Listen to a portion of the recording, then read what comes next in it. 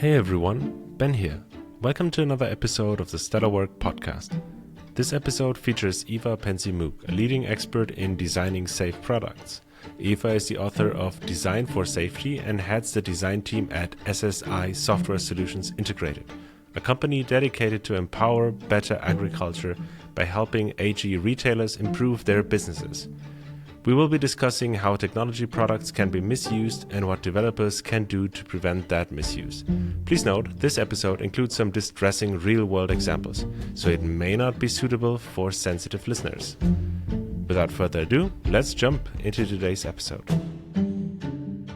Hello, Eva. Welcome to the Stellar Work podcast. Hi, thanks so much for having me. Of course. How have you been since Norway? Good. Yeah, back in America, which is a little bit different from Norway. I miss it. So for everyone else, we met at a booster conference in Norway where you held a talk. And I felt the urge to ask you to come on the show because I was just so hooked by the stories you told us. So I thought I need to share this with everyone listening to the Stellar Work podcast. Yeah, great. I appreciate the opportunity to tell these stories to a broader audience. But before we dig into that, for everyone who does not know you yet, maybe you could give us a brief introduction of who you are. Yeah, for sure. So my name is Eva PenzeyMoog. I'm the author of Design for Safety, which is a book that was originally published by A Book Apart. They unfortunately went out of business, but now you can still buy the book. I self-published it. So it's on Amazon and other places too for international listeners. So yeah, the book is really about the ways that people weaponize tech for interpersonal harm, such as domestic violence, also things like child abuse, elder abuse, really anywhere where there's an interpersonal relationship. So that can even include things like workers, and management is kind of a new emerging space where people are using tech in these interpersonal relationships to exert power and control over the less powerful group. So my book, and then I do conference speaking, like Ben said, we met in Norway where I did a talk. My work is really about kind of exploring this type of tech abuse and helping other people who work in tech understand what this is and how it works so that we can combat it as we are building our products. Can you give us some examples so we get a better understanding of what you've been talking about? Yeah, absolutely. So stalking is a really easy go-to example that everyone is familiar with ways that people can stalk each other through technology. If I sneak an AirTag into your shoe and... Exactly. AirTags are such a huge problem with stalking right now. It's actually, I have a lot of thoughts about AirTags that we can dedicate maybe some time to later. But yeah, AirTags are a great example of a piece of technology that is ostensibly, they say it's like never lose your keys again, keep track of your luggage. They have all these sort of like really good use cases that are totally normal and benign. But what people are actually doing, and we have the data now, it's becoming very clear that people are using this for stalking intimate partners, former intimate partners, even someone that they like see at a bar. There's people who don't really have any connection to the person who left the AirTag, except it was like, we were both at the same bar, and then I found this AirTag, affixed to the underside of my car or something like that after I drove away. Yeah. So there's things like that. But then in my research, the reason I started doing this work is because I started coming across all of these ways that it's much more sneaky and nefarious and less obvious. So one example I like to give for that is in the Internet of Things realm. So people use IoT devices or like smart home technology to do these things as well. So for example, like a smart home thermostat system. In the US, we have Nest is a really popular brand, but you can control all of that with an app. So for example, like we might have a Nest in my home and my husband has the app and he's like the tech guy. And so he kind of sets it all up and then I don't have the app and I can just use the like sort of interface that's actually mounted on the wall. But while he's gone and I'm at home, he can change the temperature. He can just turn it off, which can have like really dangerous consequences when, for example, there was a woman in Canada where obviously it gets very cold in the winter and her abusive husband would be traveling and he would turn the heat off in the middle of the night. So she would wake up and be very, very cold.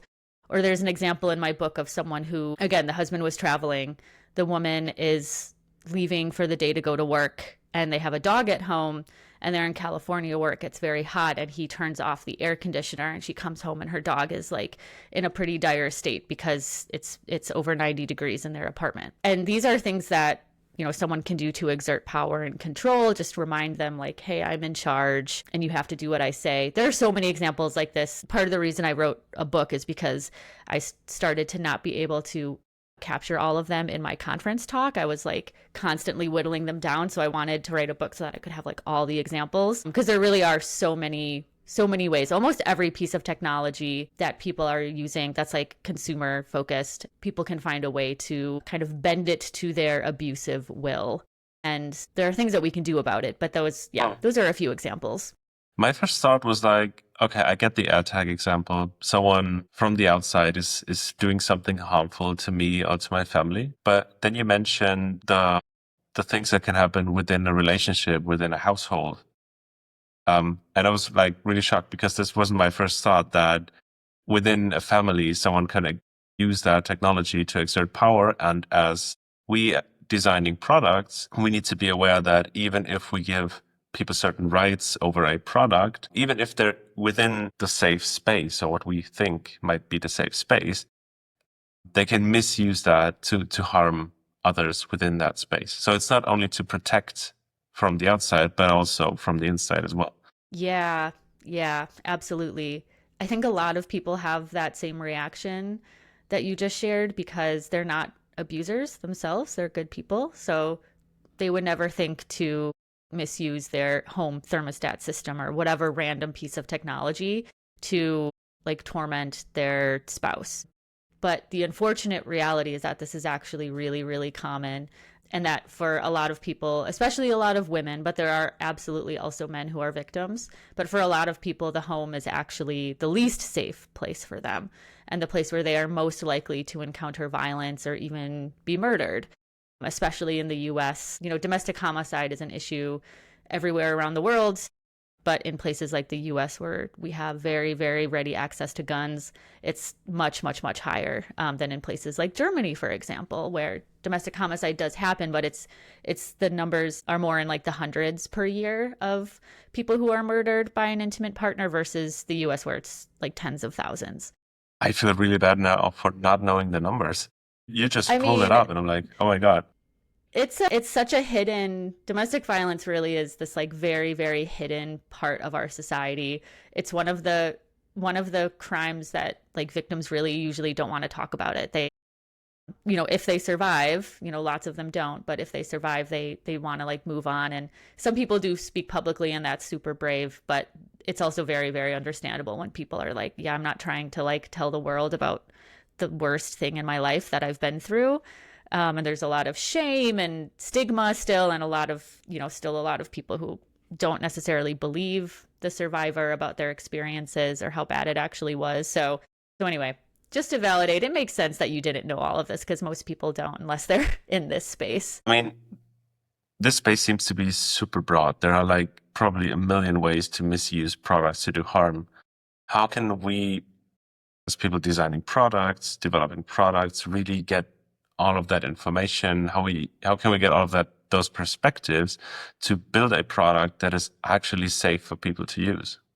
Yeah. It seems like you have to be a stalker yourself to know all the tricks that they pull off and to build a product that is actually safe.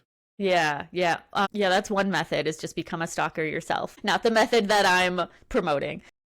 Okay. So what else? But I have a whole method because I put a lot of thought into this because I have a background in like domestic violence, and specifically I was a rape crisis counselor for a while before I was in tech. So I got this like very extensive training, and then after that I would go to emergency rooms to help people who were there seeking services after a sexual assault. So I learned a lot about domestic violence through that, since, you know, there's a lot of overlap between domestic violence and sexual assault. I just learned a lot about sort of these different like oppressive systems through that training and through working with those survivors.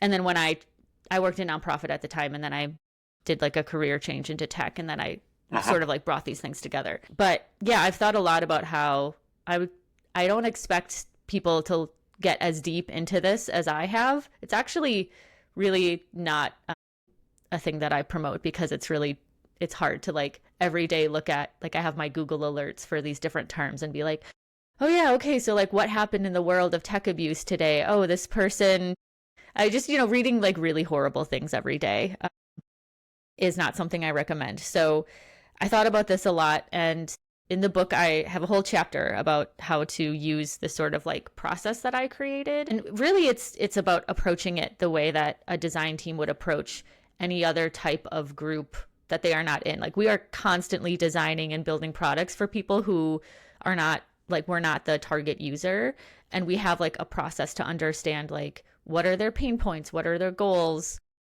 what do our products need to do. So it's really just kind of doing that same process, but having an archetype, so kind of like a persona, but a little bit broader. Having an archetype for a survivor who's like, okay, so for example, we are building a fitness app, and we've, part of the process is to do some research and to just see like, is there any way that this could be misused for harm? Like, maybe there's not, but let's look at other similar products and just see. And we find, oh yeah, Strava has had some issues with this, the really popular fitness app that lots of like runners and cyclists use.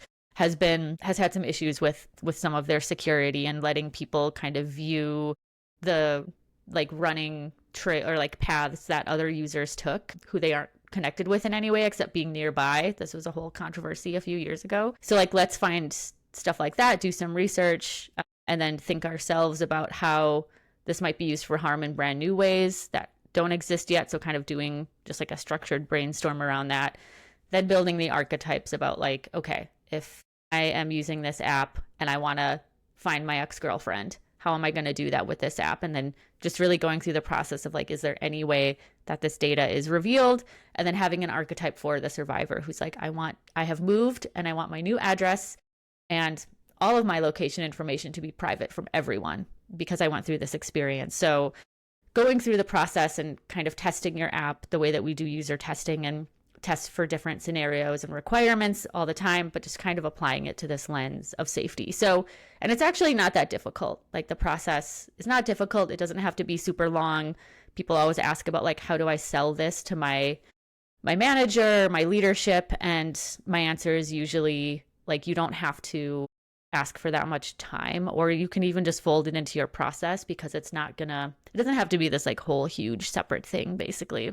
Have you got some examples where small teams made changes to significantly improve the safety or privacy of the product, to give us a bit of an idea of what development teams can actually do? Yeah, so there's actually someone, well, it isn't quite in the vein of privacy, but the cool thing about this process that I found is that just going through it really opens people up to think about all sorts of things that they weren't considering, because it just gets people off the sort of like happy path of like, everything is going well in the life of this user. So I had someone at a conference talk recently share with me, they had already read the book and then they came to the talk and we chatted afterwards, and they work for an e-commerce company that sells toys, among other things. And they had gone through the process that I describe in the book, and they hadn't really found any ways that there was this sort of like interpersonal harm aspect. But they, in their discussion, started talking about women who were pregnant and then for whatever reason they're not pregnant anymore. They were like kind of interested in these like baby products or kids products. And then, there's like cookies and all the things that will like continue to promote these products to these users. And they kind of identified the situation of like, maybe someone was interested in this product and now they're not, and it's for a really sad reason because they lost the pregnancy or even had like a loss of a child or something really sad, and now they don't want to see these products. So they started thinking about how might we let people kind of like opt out of the continued promotion of these products, or have certain settings that say like, yeah, promote other stuff to me, I don't care, like dishwashing solution, whatever, but I don't want to see baby products anymore. That's like very sensitive to me. So I thought that was a really cool example of something that people had gone through the process and kind of like identified this other situation that they could design around just the reality of people's actual lives to make their product better. So sort of continuously invite them to change their settings. Yeah. and claim ownership. Yeah. Yeah. I really think customization is often the answer to this stuff, like letting users decide for themselves. Because for plenty of people, there's no problem. Like, there's no issue. Lots of people have perfectly safe relationships, like haven't gone through the, situation we just talked about. And we can't, a big takeaway for me doing this work has been that we just can't make assumptions about what our users are going through or what they need. And the best solution often is going to be to let them like just tell us like what do they need from this product. And you already mentioned customization, but nowadays customization isn't you clicking on the settings menu. Customization is you interact with a product somehow, and this feeds data into a large language model who is then making stuff up and dreaming, hallucinating about what your situation is and is behaving in some shape or form. And we call that customization. But it's not like you are empowered to do the settings. So how do you look at this through the perspective of AI taking control of the customization? Oof, that's a really great question. I guess I would argue that, like, is that actually customization or is it something else? Because I think that's not sort of customization in the way that we've been talking about it. Like, if the user doesn't I agree. understand that they can change it, then what are we actually doing here? Yeah. But that's the way they're going to sell it, or that's the way they are selling it already. It's customized because it knows everything that you know, everything that you did. Yeah. Right. It's customized through the viewpoint of the product. It's customized, but not through the viewpoint of the user. So it's like, who are we actually centering here? It's not user centered to do this. It's program centered. And I have a lot of thoughts if we want to get into the AI side of things. Like, Yeah, why not? I mean, of course. The one other thing that came up there before I get into like just ranting against AI is the idea of like tech literacy and how there are, I think those of us who work in tech, it's obviously we have very high levels of tech literacy and we can understand like what you just described was a very, very literate way to describe like what is happening with AI, this customization. It's learning about us and then it's kind of like, giving us tailored information back or whatever the product is doing. Like you really understand how this is working. And I understood what you were saying immediately when you described it because we both work in tech and understand these things. But the majority of people do not work in tech and they do not understand these things implicitly. And some people still are, interested and into it. I'm not discounting those people. Something that another thing that I've kind of learned in this work is that a lot of the solutions that are in place require a high level of tech literacy that most people do not have.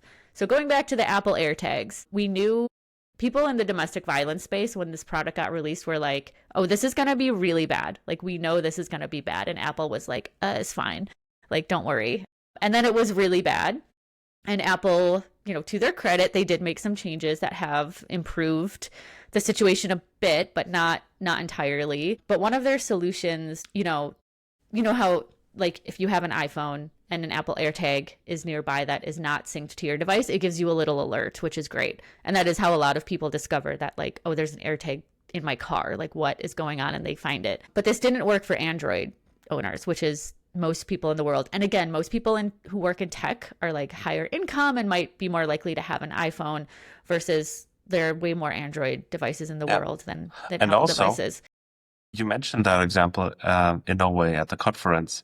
And I was like, during your talk, I was like Googling on, okay, how to set off the alarm on the AirTag so it's not beeping, it's not giving away its signal. And I was shocked. Like, it took me 15 seconds to stumble upon a Reddit entry onto how to do it. Like, it's just so easy to get that information. Like, it's, there's people, you can go on eBay and Etsy. I don't and even need a buy screwdriver. things. Like, I don't even have to go to the hardware store. I just can do this at home. It's super easy to make these devices, so that they won't like tell the victim that this is happening. But yeah, so Apple's solution, so basically Google ended up creating their own app that Android users could download, and then it would tell them you have an AirTag following you. But to me, I was like, this is so bad. This requires such a high level of tech literacy and like sort of tech following. Like I was like, how is this app being promoted? How are Android users learning about it? Like unless every Android user is getting something like sent to their phone that explains the situation and then prompts them to download this app, which of course didn't happen. But I was like, that's the level of something that is needed for this solution to actually work, because most people, the average Android user might not know about AirTags. They might not know about any of this stuff. They have like a lower level of tech literacy and they don't know what's going on. So, and this is like across the board. There's so many examples of this where some type of solution or the fix. So going back to the AI thing, like even just knowing about this stuff requires high levels of tech literacy, much less actually like doing something about it. Like even going into your settings in Facebook to like make it more private is this whole convoluted thing that some people just do not have the ability to do. So yeah, when we say customization, it's like, are we talking about customization for the user or for like us as the people who built the product to just benefit our bottom line? Or are we talking about like giving the user options for what they're going to do that they need to keep themselves safe? If you don't mind me asking, do you have kids? I do. I have one daughter. I have a son, and we talked about tech literacy. And I was wondering, like, those small little human beings grow up with AI. They grow up with electric connected smartphone-like cars. Everything is trackable. Everything is digital. Everything leaves breadcrumbs everywhere. How could I, as a parent, like, what would your recommendation be as a parent to help my kids grow up with that and sort of know how to deal with those risks? Yeah, great question. Big question. I feel like there's people with master's degrees studying this exact topic. But of course, I do have thoughts. I mean, the first thing, I guess this is a little bit separate from your actual question, but I think a lot about my daughter's privacy. I think a lot about how when I was, in high school and in college, I put, we did these like really embarrassing photo dumps on Facebook of like every single night out would get like 30 photos on Facebook. And we just, it was such a different time. And now any photo of you that's out there, someone can grab it and use it, put it into some AI tool and make like non-consensual intimate images or, pornography, which I don't use that term in this situation because that implies consent. It involves like consenting adults in like the porn industry, which is not what's going on with like AI generated non-consensual intimate images or videos. So I think about that. Like we had no idea that this technology was going to exist when we were putting our photos everywhere online. And I think about that with my daughter and her photos being online. And I'm like, okay, so I know about this thing. What's like the next thing that I don't know about that's going to happen in 20 years that, there's something about her available online that is going to be able to be used for this harmful way. So I have this like very, very conservative approach to anything with her presence online because of this like mindset. And I don't post any photos of her. Someone fed a photo of her into AI to make like when the Studio Ghibli thing was really popular and made her into like a character. And I was like, oh, could you please not do that again? Like I don't want her image in that model like anywhere. So I do things like that. In terms of actually keeping our kids safe from this, I think having really open conversations and educating them about it is really important.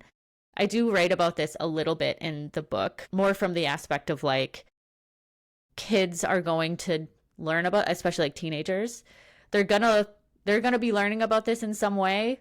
So we should just be open about it and make sure that they're getting like the other side of things. And we should not try to outsmart them with these products. Like, for example, I write about these products like Life 360 and sort of like tracking, like family tracking. So it's like out in the open, but it's like, oh, I'm giving you're my teenager, I'm giving you this phone and it's going to have this app on it so that I can always see where you are. I can also see like how fast you're driving and sort of these like other data points, which in theory is fine, but there's whole troves of content on like TikTok and other places of teenagers being like how to turn off Life 360 without your parents knowing. And like they're always going to be one step ahead of us. I think even people who work in tech, we probably have a leg up, but only a little bit. So I think, And you got to start playing this game with your children where you always try to keep up, right? And they try to break the system, and that is a really weird relationship if I try to think of it. It's not honestly like a healthy approach to your children's safety. So I think what the experts say is that it's really important to like involve your children in these conversations and talk about like, why might we want a tracking app on your phone? What do you think about this? Like, are there other ways that we might approach making sure that you're safe? Because it's scary. Like, yeah, I get it. My daughter's only 2, so we're not dealing with this yet, but I can see like, yeah, if she's 13 and she's like going, shopping with her friends and like the fear that I would have, I understand parents' desire to like have these controls over their children. And it comes from a place of like just wanting their kids to be safe. But like the experts who study this stuff also talk about how for them, almost always, you're not increasing the child's safety so much as you're relieving your own anxiety and needing to like kind of interrogate your actual motives. So yeah, like I said, there's a lot going on here, but I think like my approach will be followed, kind of with the expert recommendation to just have like very open conversations about this stuff with my child. Having those conversations with your child is one thing, but if they're not your child, but your coworker, and if you don't mind us going into the B2B software product space, in your talk, you mentioned a lot of surveillance, and I see Palantir being really popular and winning one tender after another here in Germany. And I was wondering what your thoughts are on those type of B2B employers surveillance software, and they don't even call themselves that way. Yeah. Sorry, what did you say is popular in Germany? What's the product? Palantir. Palantir. Oh, yeah. Yeah. Yeah. So are you talking about like things like surveilling your employee who's like doing delivery driving or like things like that? Yeah. So there are software like that, but there's also, so what Palantir does is they put everything into one data pod where they mix like the surveillance data that comes out of cameras, maybe about machine learning from those images the cameras feed into that. And they're mixing it with posts and pictures on social media and combining all of that data to aggregate it to some form of information. And then who uses that? Like the police? Yes. That uses the police, but also on a smaller scale, if we just talk about surveilling employees in a factory or delivery drivers, that is used by the employer for I don't know what reason. Yeah. For just, more control. And I'm sure, I've seen these products. It's like all marketed as like efficiency and but so, okay. Better feedback, right? Yeah. I mean, and most of these products are like in those workplaces, it's like kind of further surveilling and controlling people who are already in such a vulnerable situation. Like people, like I saw one of these products being called like AI for sweatshops. And that's like such an accurate term of like, yeah, there's some factory people somewhere. Called it that way, or that's how they called it? No, that's how they called it. They weren't calling though. The people were being like critical on social media, being like, "Oh, cool! Y Combinator is backing this startup that's basically AI for sweatshops," which is like a real thing that happened recently. I forget the name of that startup, but yeah, it was basically like surveilling. There's sort of people all in their little like cubicle doing their work, and it's very clearly in like a third world country or basically a sweatshop scenario, and then there's the sort of bosses like watching them and seeing like, oh, all these squares are green and then this one's red because that guy like always moves really slowly, and now we can like go and harass him to move faster because we know, which I'm kind of like, did you not know already? Like, I don't know, there's other, sounds like poor management if you didn't already know what is going on with your employees. But I suppose at a sweatshop scale, something like this I guess makes sense. But it's really like, how might we make the lives of some of the most vulnerable people in the world even worse? How might we like just squeeze like a few more cents of profit out of them by making them absolutely miserable. I think these things are, I mean, as you can tell, I think they're like very unethical and also not that useful. And just contribute, like we were talking with the police and aggregating all of this data, like, we live in a society of where mass surveillance is like more and more normalized, and there are lots of really like bad and scary implications to that and what it means when people are willingly giving up their privacy. This is such a big topic here in America, especially right now when, fascism is, well, it's not on the rise, it's here. It's here. And the way that they're using these surveillance products to find people, and just all these wild things, looking at people's healthcare data, using any tool available. It's like, yeah, maybe it started off as like, oh, this is going to help the police find murderers, or it has this like really noble thing that gets sold to the public. And then the public's like, okay, I guess I can give up, some of my privacy for something like that. And then it turns into like, actually, now we're using it to like kidnap your neighbors because they have brown skin and speak Spanish, and we're gonna just, like kidnap them off the street and deport them to a country they've never been to.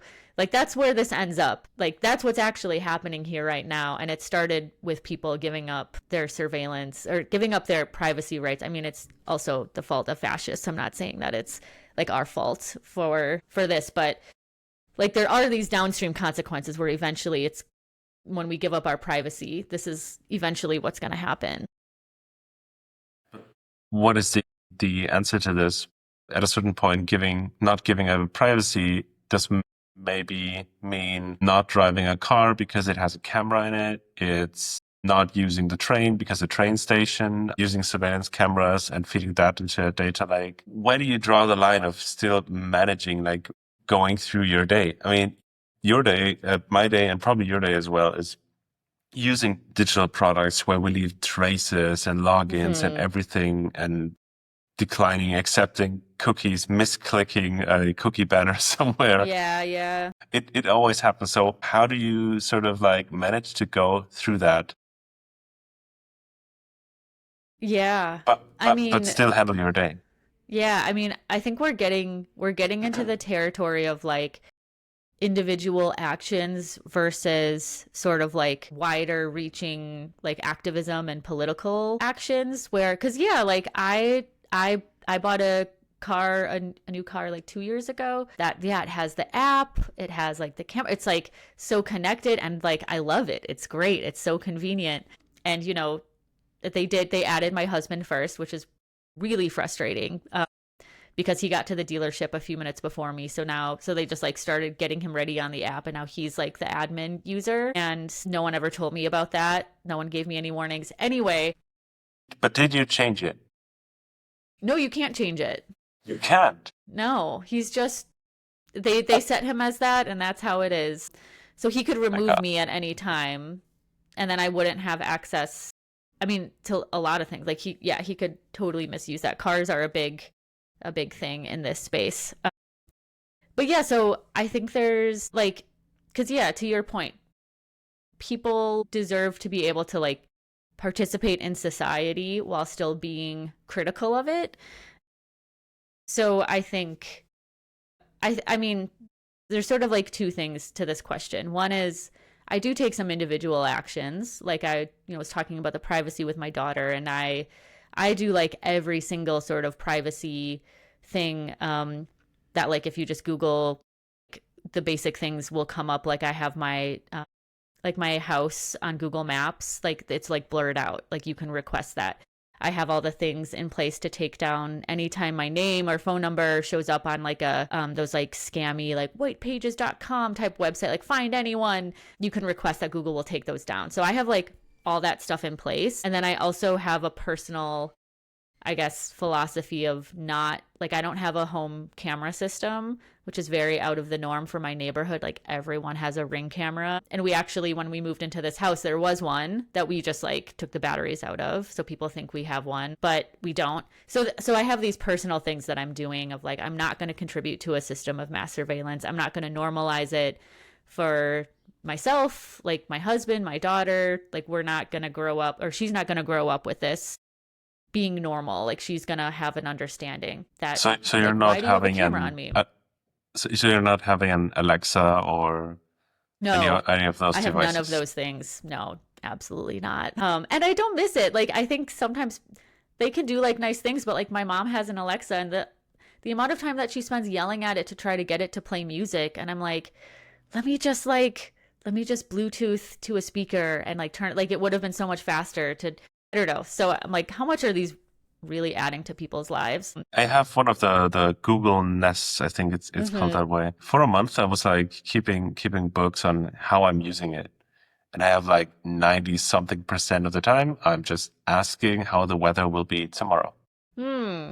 That's my Interesting. the main thing that I'm doing with that device. And not even speaking about surveillance and the risk that comes with it, it's also really expensive for just telling me the weather. Hmm. That's cool that you did that. Like, I feel like this is another like example of you being very tech literate. Like you kind of had the thought of like, let me actually see how I'm using this and kind of like compare like the price of this product to like what I'm getting from it. Whereas I think a lot of people would just, oh, of course, it's convenient and not really think about it. But the other thing I was going to say about this is like your question is getting into the idea of like, yeah, there's individual actions we can take, and those are great and they do matter, but they are not going to get us out of this problem ultimately. What's going to get us out of the problem of just how much tech is used for harm interpersonally, but also, I mean, we're talking about things like, we've stopped talking about like interpersonal harms with tech, and we're talking about the police and the government like misusing this technology now against its citizens. And that is going to be solved through like political action and activism. So there's kind of like two prongs here. Like, yes, take your individual actions, those do matter. And for me, they help relieve my anxiety about all of this stuff. But then we also need to be, in the US, we need to be electing politicians who are going to like work against this. We need to be pushing back against our local police departments, like setting up these ring surveillance networks. Like in Chicago, there's the police giving out ring cameras and kind of selling it as a thing of like increase your safety, but then we also get access to it low key. Like don't worry about that part. And then like, there's just all these like really sticky things that come from that. So there needs to be like activism and political action against these things to really solve it. Are there any associations or lobby groups that sort of push in that direction?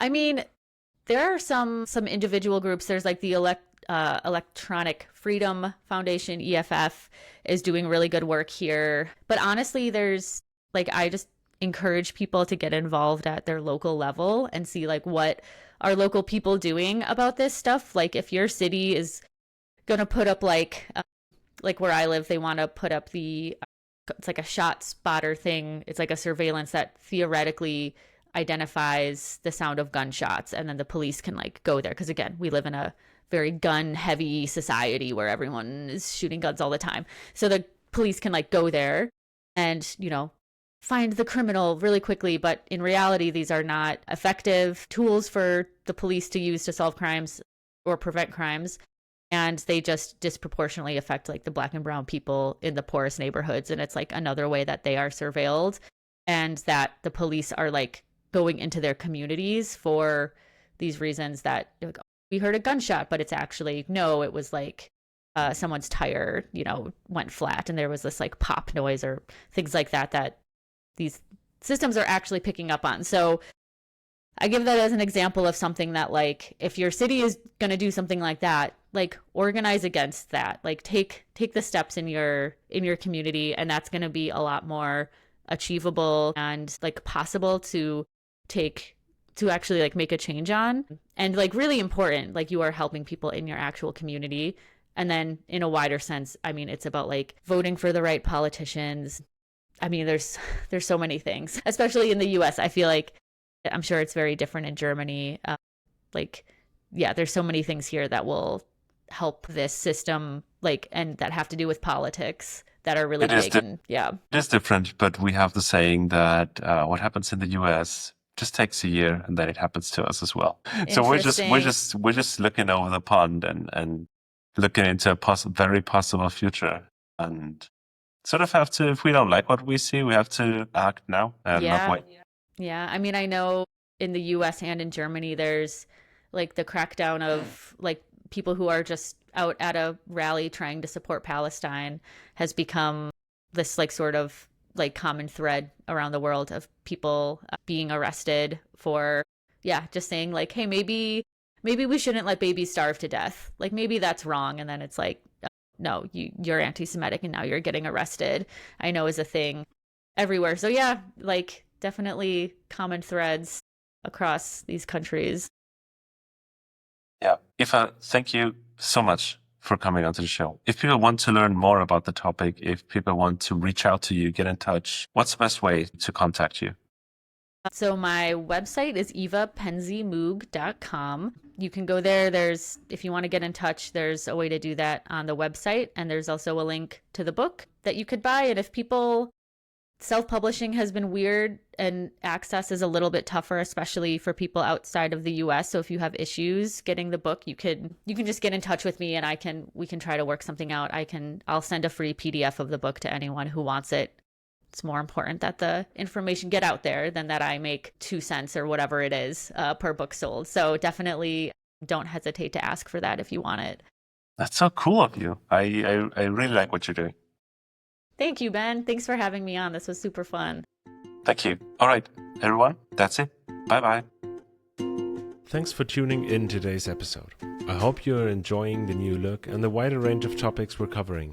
I'd love to hear from you on LinkedIn or by email, even if it's just to say hi. It always feels great to know who's out there listening. If you like this episode, why not recommend it to someone else who might enjoy it as well? As always, thank you so much for listening and see you again very, very soon. Bye.